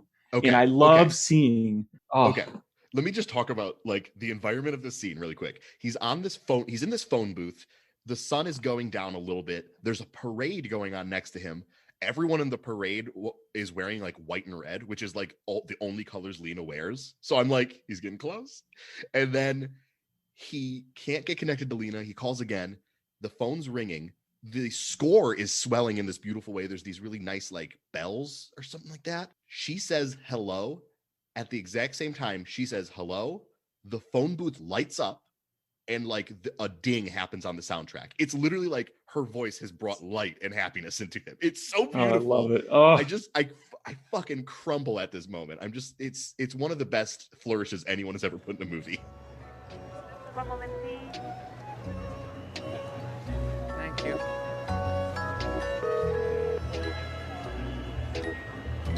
Hello? Lena! Hi, this is Barry Egan. Yeah. I didn't hear you. I just want to know what you're doing. I'm just calling you. I'm standing in my hotel room. Yeah? Yeah, I'm here on my business trip. Let's do something. Do you want to do something? Yeah, you don't have a boyfriend or anything, do you? No. What do you mean? It's his word, his attitude has changed. Like, he's asking her questions that he probably wouldn't have asked her without coming. You know, he's asking, oh, have you ever been married? Like, he's about it. Like, he's like, I'm going for it. Let's not rush past her saying hello, him saying, hi, this is Barry. And you can hear her on the other end, like, oh my God, you came. She's so fucking happy he came to Hawaii. Oh my God, we skipped the first freaking phone call with his sister. This is because he needed her number. He needed to know where she was staying. Right. And of course, this is, oh my gosh. And he finally lets her have, this is uncorking 30 years of rage. So fucking good. And I love every bit of it. Like, he keeps bringing it up and up and up, and I'm like, yeah, Barry, get her. And then he says, I'll kill you. Is that what you want? And I was like, oh, you know what? Yeah, get her ass, Barry. Yeah. I was like, maybe not. Nah, never mind. Yeah, get her. No. It's honestly because any rational person, when he says, I'll kill you, any rational person will be like, oh my gosh, that's too far. But then you think about how they've treated him. You're like, no, you're good. You're good. Number, seriously. I think that his explosion on the phone is Paul Thomas Anderson using him in the perfect way. He obviously knew he wanted to harness the weird anger of Adam Sandler that he has in every movie, and he used it just to he wrote the movie for this Adam Sandler explode. Okay, so he finally gets a hold of Lena. I'm fucking just giggling because it's such a good moment. And then he runs to her and they kiss, and it's the best kiss that's ever been happened. It's one of the best kisses in movie history. And it's not only the best kiss, it's the best looking kiss because the cinematography is. Oh my God. It's like looking at a freaking piece of art. Yes, watching them their kiss. Silhouette. The music is, just blowing up. This is the most excited I've ever been on a podcast. You're just getting hit with all of this at once, and you're just like, oh, just take me, Barry, Paul Thomas Anderson. Like, this is. Let me just retire right now. Okay, so they have a great time in Hawaii. There's that really cute scene where she's just like, I want to eat your face, and then he's like, I want to smash your face with a sledgehammer, and you're like, yeah, this is cute. I don't care. This is like, well, because it's like these two weirdos found each other, and it's like, because that's how he is, and the fact that he found someone else that is, it's just great. Just watch. It's wonderful. And she's telling, at the same time, she's on the phone with his sister, which is obnoxious as can be. And she's like, oh, I hope he wouldn't be too weird, just still hating on him while he's not like even around. And then you get that little thing from her saying, no, not too weird. And like, as she's looking at him, and it's just, you can tell she's okay. He's like all bundled up in their robe. Yeah, you can tell. And he's staring at, because the dread in his mind watching this lady talk to her sister, he can only be imagining the worst. And the fact that she just, she loves great. Him. Yeah, it's great. Feels good. You want to take a cigarette break? Yeah, I need one. And they get in a car accident. Well, when I first watched this scene, this was my favorite scene. Now it's changed a bit, but I mean, I love this scene. The car accident is a work of art in and of itself, because he gets T-boned by the truck full of the evil brothers who are coming to get him, and his car just does a 180. Suddenly, out of nowhere again, just like the other car crash. Yeah, it is very sudden, violent, but the car just does a 180. It's not like it spins out of control crazy, but it's again like breaking reality. The camera cuts to each of them, and the car seems to be spinning forever, and it cuts to each of them for a couple of seconds, and then you just see it just flips over one time, but it's like, I don't know, it's a good heightened moment there.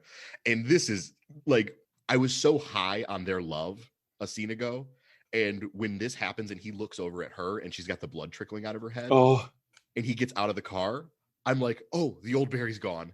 He's done. He's done with it. He's done. He pulls out a fucking tire iron and turns into the Terminator.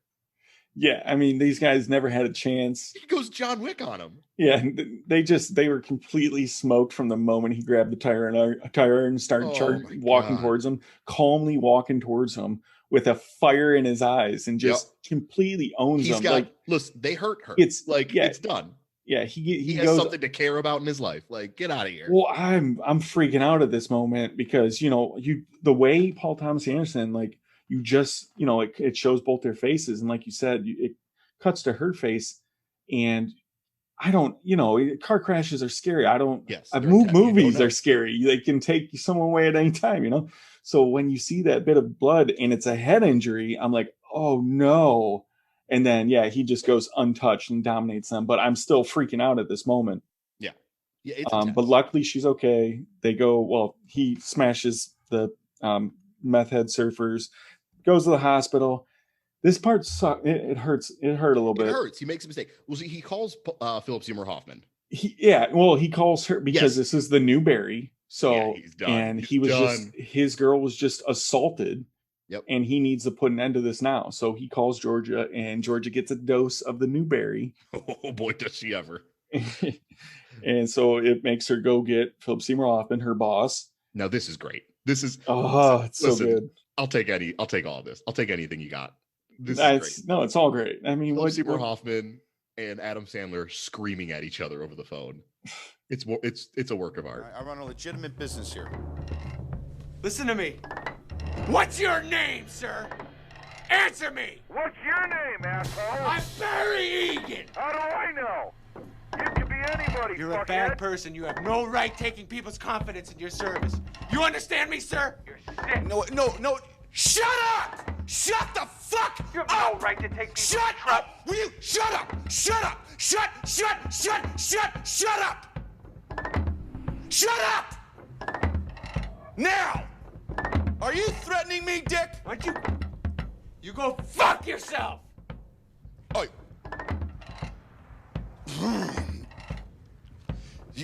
Fuck! Did you just say go fuck myself? Yes, I did. That wasn't good! You're dead! Yeah, it really is. I just love Philip Seymour Hoffman because he can say the most bizarre things that no human would ever say, and it sounds totally believable coming from him. I love when they're screaming at each other and he just starts telling him to shut the fuck up, and he just goes shut like he's going over and over and over. Just put the camera on him and turn it on. Just let it let it go. He's so entrancing with everything he does. But yeah, like they can't kind of keep like it starts calm. I mean, Sandler's or Barry's still a little amped at this moment. He's charging him on the phone, but when Philip Seymour Hoffman turns that flip and he's like, he just starts. Oh, it's so good. Because Barry. Because there is something that's Barry tells him to go fuck himself. And he's like, "What'd you just say to me?" And that wasn't good. Yeah. And I love that Barry freaks out. Barry freaks out so much that he rips the receiver off the phone and takes it with him to where this guy is. Yeah, it's just which I love because that makes no sense, but it's like he's like, no, I'm bringing this fucking thing with me. I'm letting him. I'm bringing the receipts. I don't even know why he brings it, but it's so angry and great. Yeah, he storms into fucking. I think it's just supposed to show that he's not also not thinking straight. Also, no.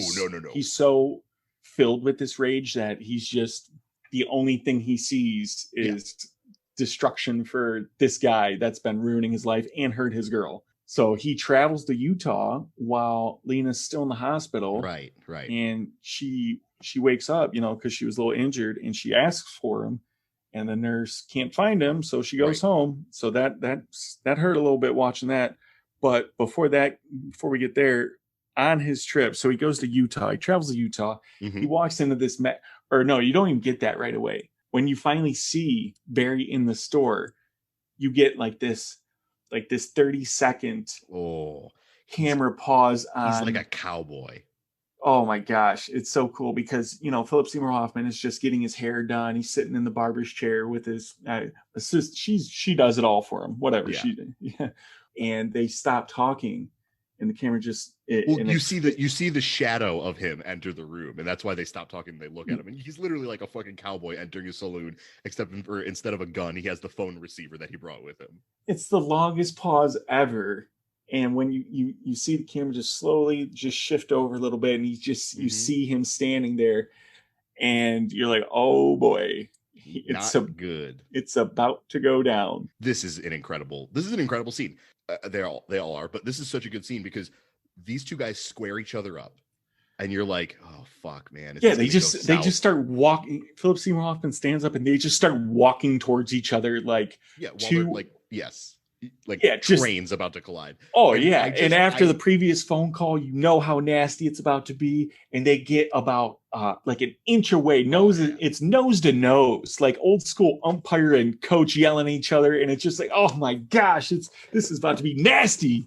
But I love that Adam Sandler comes at it from this angle that you weren't expecting, where he just says, I have so much strength inside of me. I have so much love inside of me.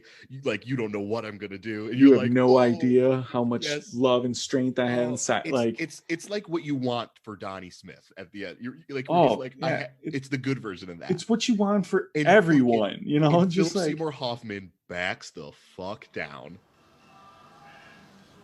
I didn't do anything. I'm a nice man. I mind my own business.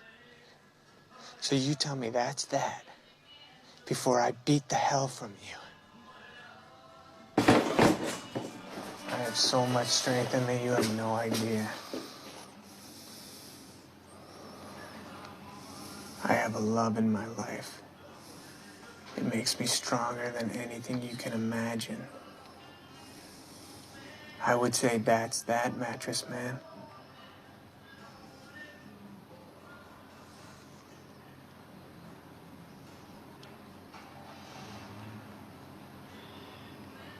You came all the way from LA to tell me this.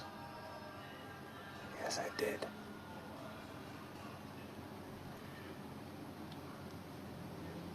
Tell the cops? No.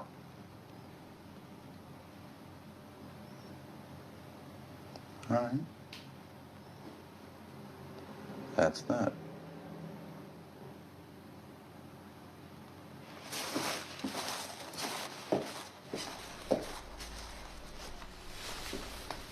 I think if you like it, you should get it.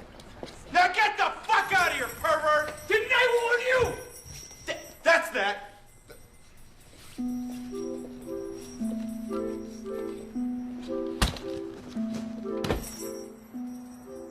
Because what does he say at the end? He's like, I'd say that's that, mattress man. We're done. Yeah. Stop coming after me. Don't take give me my money. That's that. And then he goes to leave and he comes out and he's like, Phil Seymour Hoffman like yells at him. He's like, get the fuck out of here, pervert. And what does Adam Sandler say? That's that. No, he turns around and he's like, did I fucking warn you? And then Phil Seymour Hoffman That's that. That's that. And he like walks, he's like, okay. He like puts his hands up. That's that. This is, oh my gosh. Is this the best? This is like a dream altercation. Like, oh my God. I know. Because no one dies. No one like they just go their separate ways. It's done. It is the perfect if oh my gosh, I love it so much. And it is freaking hilarious. When Phil Seymour Hoffman, he just turns it, he like walks away. That's that, and like kind of hurriedly scampers off. Oh, and I love it because I love both those characters and how they just handled this. Absolutely. But it's beautiful. My notes right at the end here are just kiss with a million S's. That's that. And then I just wrote I don't know why I wrote I think I was just excited watching the movie. So he goes back, he brings the fucking piano back to Emily Watson, which is the cutest thing ever. She's like, you left me at the hospital, you can't do that. And for a second you're like, oh no. And then she smiles. Yeah, she's very forgiving. What does he? I can't remember. Does he tell her what he did, or he tells her that he had to take care of phone sex line? Yeah, he tells her everything. Like he comes clean because this is the new Barry. Yeah, he's not holding in all that. Nope. He's not holding it in anymore. Like from here on out, he's getting it all out, which is what you're supposed to do as a healthy person. And she responds to that in a positive manner. She takes him back. She understands it. He tells her also, like he was dealing with the thing that, caused the accident that hurt you. Yeah. So, I mean, that's, if anything is going to cause someone that I'm like excited for to abandon me at a certain time, that's the perfect reason. Exactly. Yeah, you're right. Yeah. At least that's a good fucking excuse. Right. And then the movie ends on like her laying on his shoulder and she just says, so here we go. Oh, it's such a good ending. Gosh. Here we go. We're going to have a beautiful relationship and we're both going to be happy now. We found each other. Oh, so good. All right. I have a headache because I'm so happy about this movie. I really do. Oh my God. Well, did we miss anything? You want to talk about anything else? I think we covered every bit of this. Are you ready to rate it? Yeah, I'm ready to rate it. All right. I'm going to go first. Okay. Let me just pull my machete out really quick and just cut through this. Let me cut through this grass real quick. Wait, what's this? What's this? Where are we? What is it? It's 5-star territory. Oh my goodness. Snap, 5 stars. Oh my goodness. It is a glowing monument of 5 stars in the dense jungle. Oh my God. Well, I'm going to grab my paintbrush here because this movie is very artistic. I'm just going to draw that. Put something on your easel there. I see. Okay. What do we got? Oh, beautiful shade right there. That's 5 stars. Oh, 5 stars from both of us. This is my third 5-star movie. This is a perfect film, ladies and gentlemen. This is a fairy tale. If you want to smile, I don't know, maybe you don't like smiling. If you don't like smiling, don't watch the movie. If you want to feel a joy that maybe you've never felt in your life, or just see what other people's joy looks like, I don't know, watch this film because you owe it to yourselves. And I won't, absolutely to everything you just said, it is a little bit of a tough ride getting to it, but very few movies have this happy of an ending that are so triumphant because of how torturous the first half are. When you get to the joy and happiness and like love of the second half of this movie, it is one of the most like just rewarding feelings ever. Oh, that's the word right there, rewarding, because God, totally is what this movie is. I can love this movie so much. Jesus. I bought, like, I don't know if I told, I did text you. Because I know you have a penchant for owning the properties. That's why yeah. Well, I went out and bought this. Hell yeah. Yeah. So good movie. I was like, well, yeah, I know we don't do the we do not speak of that rating system. The buy, rent, pass. No, but yeah, this is a buy and like frame and put on your wall. This is the buy the collector's edition. Oh God, what a good movie! I mean, I don't have the Criterion Supermax MVP it's a good Criterion edition. Good Criterion. There's some good stuff on there. I bet there's some good stuff on there. I'm not gonna lie. I did get I think it is like not a collector's edition, but it is I'll send you a picture, but it opens up and it's like a little bit of metal and it's got like that's cool nice. little things. Yeah. I love a good collector's edition. It was their last copy at FYE. Ooh, FYE. Wow, you went to the mythical FYE. Yeah. Okay. So, are you ready to play the game? Let's do it. Okay. I'm going to give you two options here. Do you want hard mode or do you want easy mode? Easy mode. I've been struggling. All right. If we're doing easy mode, then we're going to do Adam Sandler. Okay. We're going to try and have you guess the top 5 grossing Adam Sandler movies. Okay. So it's got to be Heyday Sandler. Okay. So, do you want to let's try and do this one at a time. Okay. Number 1, his highest grossing film of all time. The hint I'm gonna give you one hint and see if it'll be enough. It's an animated film. Hotel Transylvania. Which one? 3. That's number 2. 2? 2 is number 1. Hotel Transylvania 2 is his highest grossing film with $170 million. Those movies make so much money. Kids. Yeah, and they're good. Hotel Transylvania 3. I know we don't have any kids, but if you got a kid, what's the best way to shut them up? I watch animated movies. Take them to a movie. Yeah, it's also the best way to shut me up is to put on a kid's movie. So yeah, number 1 and 2 are both Hotel Transylvania movies. All right. Okay. Number 3. The next 3 movies are like pretty much just classic Sandler movies. So number 3. Let's go Big Daddy. There you go. Okay. No hints necessary. Number 4 is a movie I have not seen. It's sort of near. I already got it. Okay. Oh God, The Longest Yard. No, I've seen The Longest Yard. Come on. Oh, you did. It's sports. I know you. As soon as you give me that was a pretty big. Well, okay, but you in sports movies, you're just now coming around. Not true. Okay. Okay. No, number 4 is it's a little bit later in his career. So I don't know. I think there's like 2 movies in this franchise. It's like the pinnacle of like Adam Sandler being like, just get me and all my friends and we'll make a movie together. Oh, Grown Ups. There you go. Grown Ups. Yep. Number 5, another sports movie that is great. Happy Gilmore. No. I mean, what? Maybe one of his more problematic roles, but still love this movie. He plays a sport in it. Okay. He's doing a voice. Ugh. Yeah, I know you don't like it when he does a voice. He's doing. Is it like Lil Nicky or? No, it's a sports movie. A total sports movie. Yeah, you know The Longest Yard, that sport he plays. Yeah, football. Yeah, he does another one of those. He does a second football movie. Yeah, before The Longest Yard. Before The Longest Yard. Wow, you're not getting it. It's a football movie starring Adam Sandler, and he does a voice. Oh, The Waterboy. Duh. The Waterboy. Easy mode. All right, yeah, you nailed it. Okay. I feel like if I would have just like started from the beginning, just named off his movies, I could have got there. You would have got there. Yeah. Other movies in his top 10 are the other Hotel Transylvania movie, Click, Anger Management, Mr. Deeds is in there, 50 First Dates. Oh yeah. Whew. I mean, he's got a healthy collection at this point. He's, probably over 50 movies now. Yeah, he's got to be up there. All right, last little segment. You got any movies that you're looking forward to? Anything new that you've seen that you want to? I do. Well, it's coming out in August. Ooh, there's not a trailer yet. Directorial debut of I Hit You One with one last. Is it? Hold on. Can I guess? Sure. I don't. I had to literally put in this guy's name to learn how to pronounce it. It's not like an actor doing their directorial debut. No. Gotcha. Go ahead. No, this is, as a matter of fact, I looked up what he did, and it was just, I think it was all TV.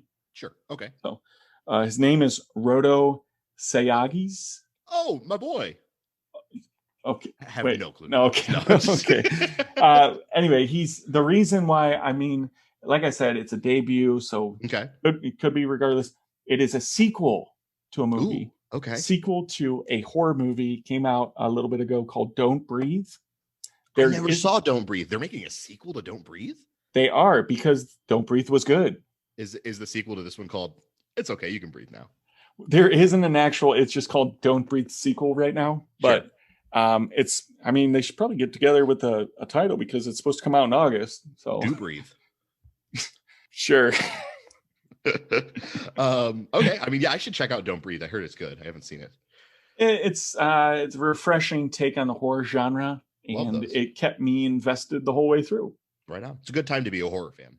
And Stephen Lang from Avatar, the villain in Avatar, is I don't want to say underutilized, but I will. Wow, rude to them to underutilize the great Stephen Lang. He was, I think after Avatar, he did a TV show on Fox called Terra Nova that lasted for one season before it was canceled. And I just thought it was kind of the same feel as Avatar. Yeah. But I was just kind of, it was prehistoric. I remember when they were getting ready to do Deadpool 2, I remember he was like, I want to play Cable. And I'm like, really, Steven? That's what you want to do? All right, like, sure. But yeah, he didn't get cast in that either. So. No, he didn't. Yeah. Anyways, okay. When you're going against Josh Brolin, so sure. My movie I want to talk about, upcoming movie, just announced. Nothing really. An animated movie that was just announced. Now you know of my love for Lord of the Rings. Yes, I do. My deep, just endless love for Lord of the Rings. Your number one franchise. Yeah, it's kind of just my number one thing. In life. Just in life, I think Lord of the Rings is just the thing that I like the most. Specifically, Peter Jackson's trilogy. I mean, the books are great, but I mean, just they're the movies are movies, so like they have that benefit going for them. I like you get to see instead of read. Yeah. Right. So they just announced that they're making a animated Lord of the Rings movie called Lord of the Rings: War of the Rohirrim.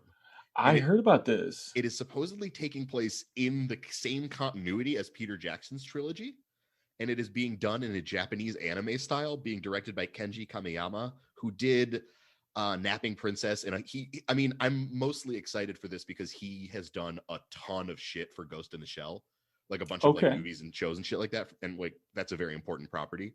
So, and they said that they're releasing it in theaters. So this isn't like some like thing that they're just dumping on Netflix for no reason. It's not like Castlevania or whatever the fuck gets just dumped in the middle of the week and like. No one talks about it a week later.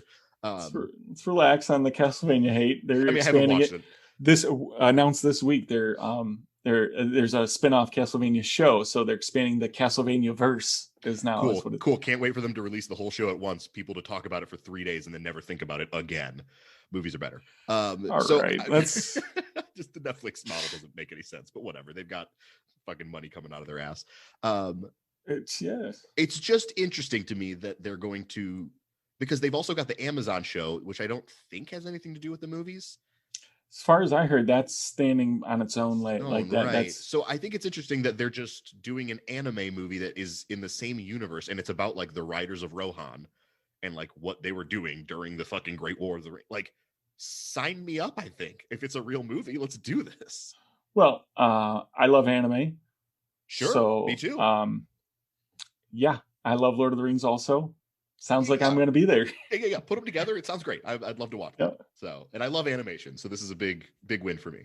It's so kind of crazy that it is like in the Lord of the Rings canon, but yeah, it's weird that they have like announced like we're releasing it in theaters and it takes place in the same universe as Peter Jackson's trilogy. I don't think he has anything to do with it. It doesn't sound like he's on as like a producer or anything, although this just got announced. So who knows, maybe he will end up having a little bit of a hand in it, but yeah, if they're smart, they should ask him. Yeah. He is sort of the father of that franchise, so let him at it. Just 6 movies in that franchise. Yep. Yeah, he's the king. Now this is number 7. Yeah, I'm very curious. We'll see. We'll see what this is going to be crazy. So I'm very curious. I'm also that's a good pick. I'm invested also. Hopefully, it won't be another In the Heights. I mean, as long as Lin-Manuel Miranda stays far away from it, I'm sure I'll be fine.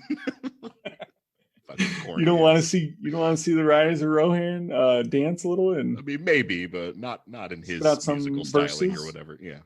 All right, I think we've talked enough about this movie. Next week is There Will Be Blood, which is probably one of the like 5 most important movies of my lifetime. Yeah, it's a little movie. We'll talk about it a little bit. It's fine. It's whatever. All right, cool. Well, thank you everyone for listening. You can find us on Instagram at Film School Dropouts Pod and on Twitter at film_school_dropouts. So hard to say. Whoever took our fucking tag is an asshole. And we're also on Facebook. Like us, follow us, yada, yada, yada. Give us a 5-star review. Come hang out with us if you're vaccinated. And we'll comment on the pods. If you guys are listening to this talk and you have some sort of questions about like our takes or whatever, comment on it. Ask us fucking questions. Or if you have like ideas for directors you want us to cover, let me know. Yeah. Definitely. You know what? I forgot to rule one of them out. I usually rule a director out in these intros. I usually, last week I said no to Roland Emmerich. He's off the list. This week we are not going to ever cover the films of the Russo brothers. They're off. We're not doing it. Wait, what? We're not talking the Russo brothers. I refuse. Well, okay. Well, let's not hurt the audience right now because the audience not doing it. Oh man. We'll see. I'll discuss it with them, folks. Well, I'll try to get the Russos on board eventually. It'll be season 42. Yeah. Oh boy. Anyways, thanks for listening, everyone. We'll see you next week at the oil fields. Yeah. See you then. Yeah. All right. Goodbye.